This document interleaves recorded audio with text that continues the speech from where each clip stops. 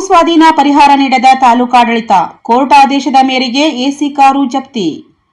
ಭೂಸ್ವಾಧೀನ ಪರಿಹಾರ ನೀಡದ ಹಿನ್ನೆಲೆಯಲ್ಲಿ ನ್ಯಾಯಾಲಯವು ಜಮಖಂಡಿ ಉಪವಿಭಾಗಾಧಿಕಾರಿಗಳ ಪೀಠೋಪಕರಣ ಜಪ್ತಿ ಮಾಡಲು ಆದೇಶ ಮಾಡಿದೆ.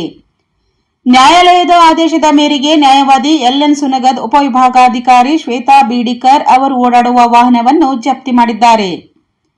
ಮುಧೋಳ ತಾಲೂಕಿನ ಬೆಳಗಲಿ ಗ್ರಾಮದ ಬಾಳಪ್ಪ ನಿಂಗಪ್ಪ ಕಪ್ಪಲ್ಗುದ್ದಿ, ದರೆಪ್ಪ ಮುತ್ತಪ್ಪ ಕಪ್ಪಲ್ಗುದ್ದಿ ಎಂಬುವವರ ಜಮೀನು ಕೆರೆ ನಿರ್ಮಾಣಕ್ಕೆ ಭೂಸ್ವಾಧೀನ ಮಾಡಿಕೊಳ್ಳಲಾಗಿತ್ತು. 4 ಎಕರೆ 28 ಗುಂಟೆ ಜಮೀನು ಭೂಸ್ವಾಧೀನಪಡಿಸಿಕೊಂಡು ಹಲವು ವರ್ಷ ಕಳೆದರೂ ಪರಿಹಾರ ನೀಡಿರಲಿಲ್ಲ.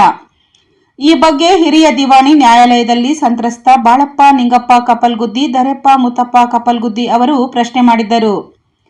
ನ್ಯಾಯಾಲಯ ಬಡ್ಡಿ ಸಮೇತ 43,33,306 ಲಕ್ಷ ರೂಪಾಯಿ ಪರಿಹಾರ ನೀಡುವಂತೆ ತಾಲೂಕಾಡಳಿತಕ್ಕೆ ನ್ಯಾಯಾಧೀಶರ ರಾಜಶೇಖರ್ ಹರಸೂರ್ ಆದೇಶ ನೀಡಿದರು.